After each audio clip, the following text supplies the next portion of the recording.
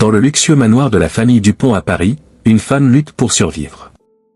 Marie, la domestique, fait face quotidiennement au mépris et à l'humiliation de sa patronne, Véronique. Mais, derrière sa dévotion et son silence, se cache un secret profond et dévastateur. Une romance interdite avec le patriarche de la famille, David Dupont, et un fils non reconnu, Thomas.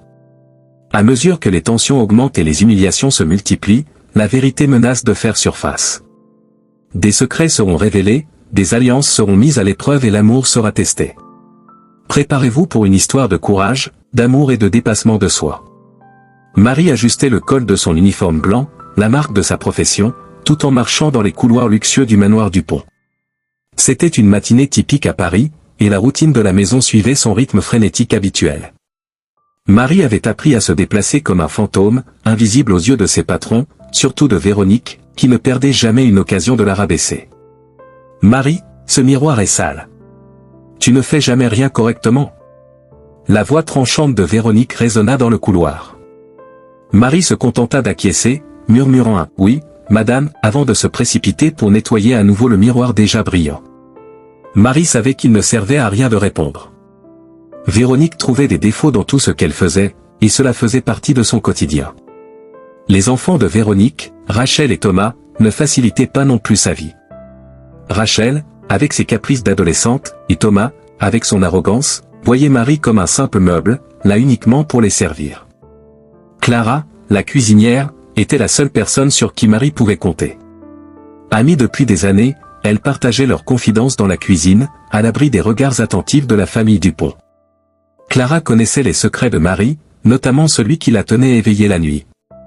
David Dupont, le patriarche de la famille, était un homme de peu de mots. Il passait la majeure partie de son temps dans son bureau ou en voyage d'affaires.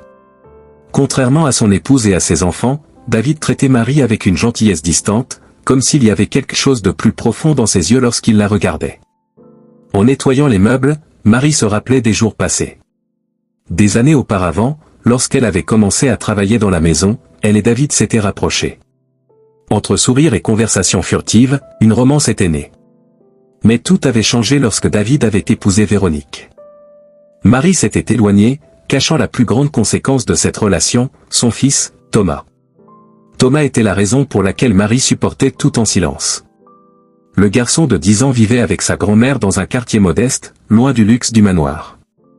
Marie rêvait du jour où elle pourrait révéler la vérité, mais la peur de la réaction de David et des conséquences possibles la maintenait silencieuse. Par une nuit d'hiver, Marie était dans la cuisine, nettoyant les derniers plats du dîner, lorsque David entra. Il semblait fatigué, le poids du monde sur ses épaules. Il s'assit à la table et soupira profondément. « Marie, as-tu déjà pensé à ce que serait ta vie si tu pouvais changer quelque chose ?»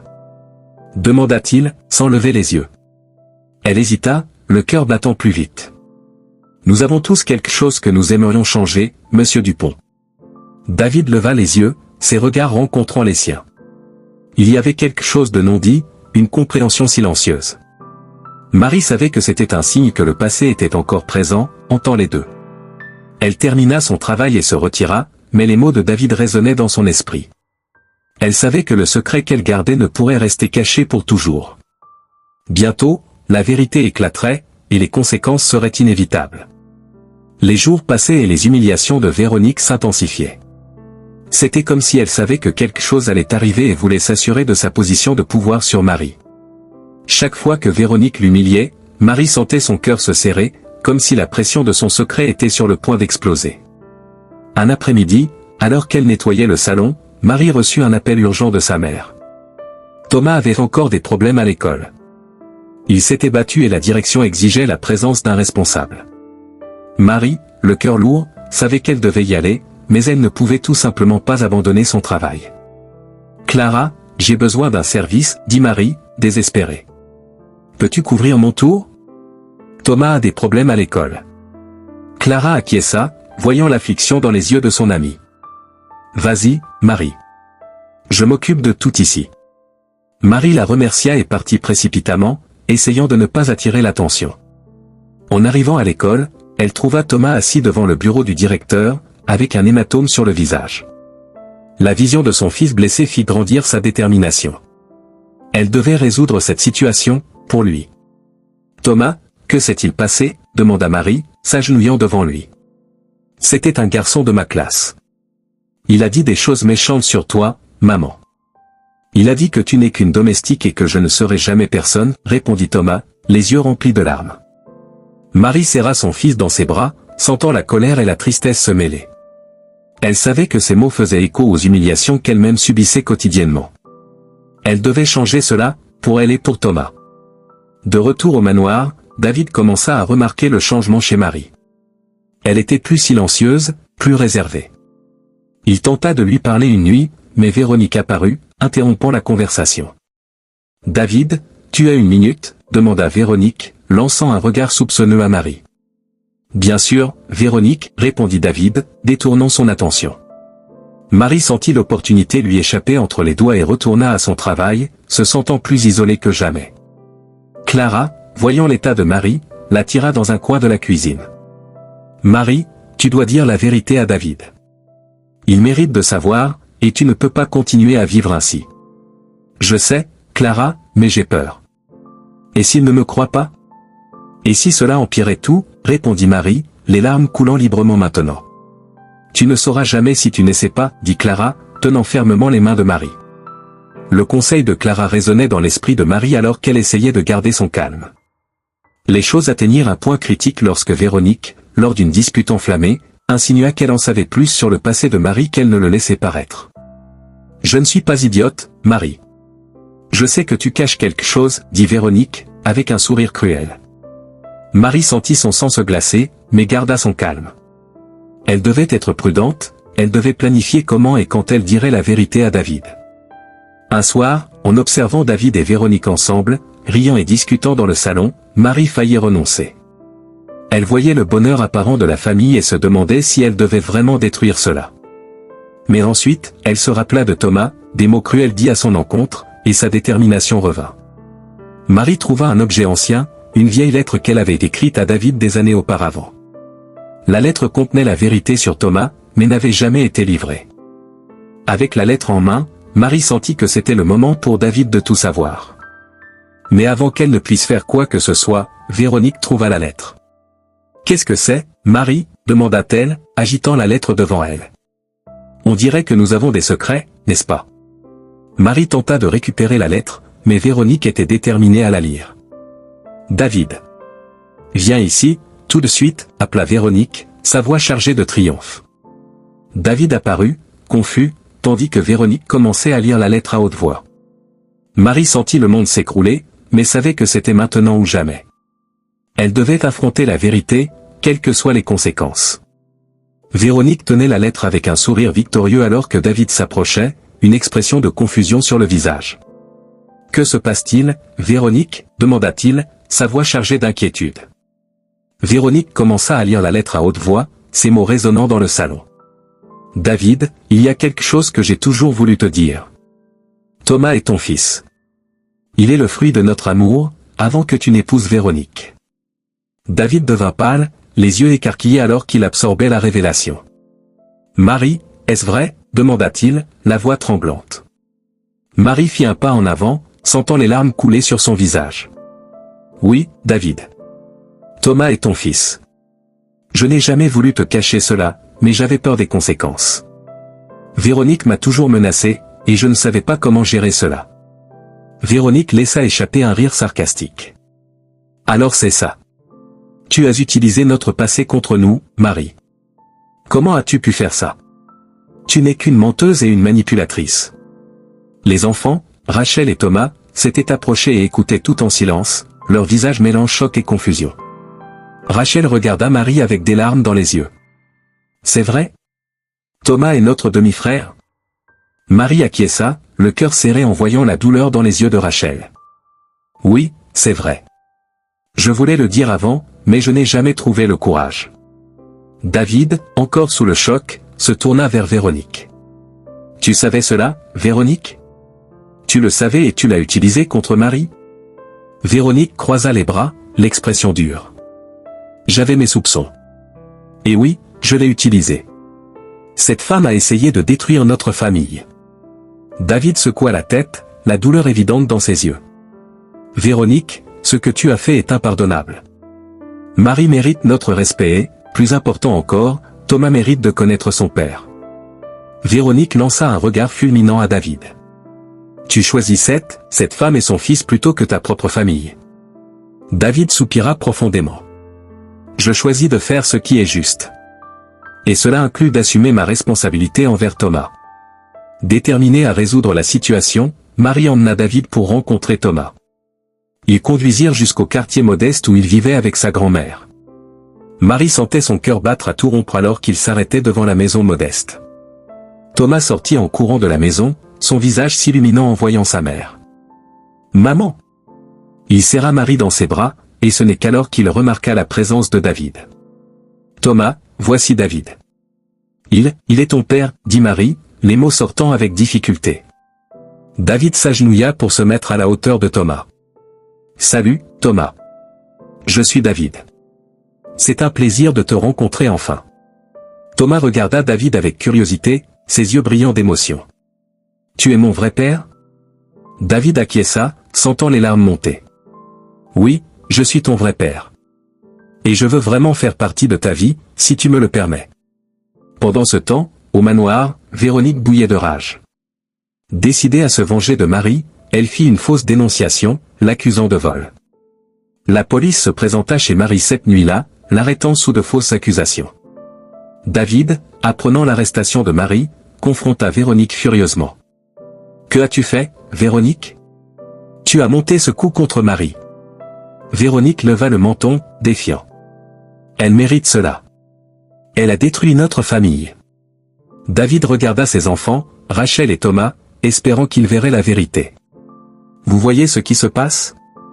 Votre mère essaie de détruire une vie par vengeance. » Rachel, en pleurs, s'approcha de David. « Papa, ce n'est pas juste. Maman ne peut pas faire ça. » Thomas, bien que réticent, acquiesça aussi. « Elle doit payer pour ce qu'elle a fait. » David savait qu'il devait agir rapidement. Avec l'aide d'un bon avocat, il parvint à prouver que les accusations contre Marie étaient fausses.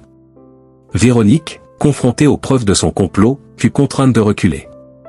Enfin, Marie fut libérée, et David entama le processus de séparation avec Véronique. Il savait qu'il ne pouvait plus continuer à vivre avec quelqu'un d'aussi cruel et vindicatif. Avec Véronique hors de leur vie, David, Marie et Thomas commencèrent à planifier un nouvel avenir ensemble. Marie reprit son travail, mais maintenant avec la sécurité de savoir que David la soutenait. Thomas, quant à lui, commença à fréquenter une nouvelle école, où il s'adapta rapidement. David, déterminé à être le père que Thomas méritait, passa plus de temps avec son fils, apprenant à connaître ses passions et ses rêves. Et Marie, soulagée d'avoir enfin révélé la vérité, trouva la paix en sachant que son fils aurait une vie meilleure. Le soleil brillait à travers les fenêtres de la nouvelle maison que Marie, David et Thomas appelaient maintenant leur foyer. Le début d'une nouvelle vie ensemble était rempli de défis, mais aussi d'espoir. Marie ressentait un immense soulagement de pouvoir enfin être avec son fils et son véritable amour, sans secret ni peur. David, quant à lui, était déterminé à faire en sorte que les choses fonctionnent. Il passait plus de temps avec Thomas, essayant de rattraper les années perdues. Les matinées étaient remplies de rires et de jeux, tandis que David et Thomas apprenaient à mieux se connaître. Rachel et Thomas, toujours aux prises avec la séparation de leurs parents, montraient des réactions mitigées. Rachel, avec son cœur généreux, commença à se rapprocher de Thomas. Elle l'aidait avec ses devoirs et l'emmenait se promener. Thomas, cependant, avait plus de mal à accepter les changements. Il se sentait partagé entre l'amour pour son père et la loyauté envers sa mère. Dans sa nouvelle école, Thomas faisait face à des défis. Les élèves le voyaient comme le « nouveau garçon » et il devait faire face au processus d'adaptation. Marie et David le soutenaient à chaque étape, assistant aux réunions scolaires et l'encourageant à s'impliquer dans des activités. Avec le temps, Thomas commença à se faire des amis et se sentait plus confiant. Pendant ce temps, Véronique ne renonçait pas à interférer dans la vie de David et Marie. Elle profitait de chaque occasion pour causer des problèmes, envoyant des messages désagréables et essayant de manipuler les enfants contre leur père. David et Marie gardaient leur calme, se concentrant sur la création d'un environnement sûr et aimant pour Thomas. Rachel, voyant les efforts de son père et la sincérité de Marie, commença à accepter Thomas comme faisant partie de la famille. Lors d'un dîner, elle regarda Marie et dit « Je sais que cela n'a pas été facile pour toi. Merci pour tout ce que tu fais pour nous. Marie sourit, ressentant une vague de gratitude. Merci, Rachel. Cela signifie beaucoup pour moi de l'entendre. Thomas, bien que toujours résistant, commença à percevoir les changements positifs autour de lui. Lors d'un moment de réflexion, il s'approcha de David. « Papa, je veux mieux comprendre. Je veux donner une chance à tout cela. » David le prit dans ses bras, sentant que les choses commençaient enfin à se mettre en place. « Merci, mon fils. Nous allons surmonter cela ensemble. » Avec le temps, la famille commença à se souder. Ils traversaient des moments difficiles, mais chaque défi les rapprochait davantage. David et Marie soutenaient Thomas dans ses réussites scolaires, et Rachel et Thomas commencèrent à voir Marie comme plus qu'une simple domestique, elle était une partie intégrante de leur vie. Une nouvelle opportunité se présenta à Marie lorsqu'un ami de David, propriétaire d'un restaurant, lui offrit un emploi de gérante. Marie accepta, voyant cela comme une chance de grandir professionnellement et d'assurer un avenir meilleur pour Thomas. Alors que la vie de Marie prospérait, Véronique faisait face aux conséquences de ses actes. Sa tentative de détruire Marie l'avait laissée plus isolée. Amis et connaissances commencèrent à s'éloigner, voyant le vrai visage de sa cruauté. Véronique, seule, commença à réfléchir à ses choix et au prix qu'elle avait payé pour sa vengeance. David et Marie, quant à eux, étaient plus forts que jamais. Ils s'asseyaient à la table du dîner, planifiant un avenir où tout le monde pourrait vivre en harmonie. « Nous allons construire une vie meilleure pour Thomas et pour nous tous, » dit David, en tenant la main de Marie. Elle sourit, se sentant plus pleine d'espoir que jamais. « Oui, nous le ferons. Ensemble, nous pouvons surmonter n'importe quoi. » Les jours se transformèrent en semaines, et les semaines en mois. La vie commençait à trouver un nouvel équilibre pour Marie, David et Thomas. La nouvelle dynamique familiale, bien que pleine de défis, était aussi remplie de moments de joie et d'union. David se consacrait à renforcer les liens avec ses enfants, Rachel et Thomas. Bien que Thomas soit encore en processus d'acceptation, il commença à participer plus activement aux activités familiales. Un après-midi ensoleillé de dimanche, toute la famille se réunit pour un pique-nique au parc. Rachel et Thomas jouaient ensemble, tandis que l'autre Thomas les observait, souriant pour la première fois depuis longtemps. David et Marie, assis côte à côte, partageaient un moment de paix. « Regarde-les, dit Marie, les yeux brillants d'émotion. Je n'aurais jamais pensé que cela serait possible. » David sourit, tenant sa main. « C'est possible parce que nous avons tous choisi de faire en sorte que cela fonctionne. Nous avons choisi l'amour et la vérité. » À la nouvelle école, Thomas s'épanouissait. Il se distinguait dans les cours et s'était fait de nouveaux amis. Les professeurs louaient sa dévotion et le soutien qu'il recevait à la maison. Marie et David participaient à toutes les réunions scolaires, fiers des progrès de leur fils. Pendant ce temps, Véronique suivait un chemin plus solitaire. Sa tentative de détruire Marie et David avait laissé des cicatrices profondes. Avec le temps, elle commença à réfléchir à ses actions. Dans un moment d'introspection, elle décida de chercher de l'aide pour gérer ses émotions et les problèmes qu'elle avait causés. Elle consulta un thérapeute et commença à travailler sur ses questions internes, déterminée à trouver un nouveau but. Rachel et l'autre Thomas eurent également leur parcours de croissance. Rachel, toujours empathique, décida d'étudier la psychologie, inspirée par les événements récents dans sa famille. Elle voulait aider d'autres personnes à gérer les traumatismes et à trouver la paix. Thomas, quant à lui, s'impliqua dans des projets sociaux, aidant les jeunes de communautés défavorisées, quelque chose qu'il avait appris à valoriser à travers l'histoire de Marie et Thomas. Marie, désormais gérante du restaurant, était respectée et admirée par ses collègues. Elle créa un environnement de travail positif, où tout le monde se sentait valorisé.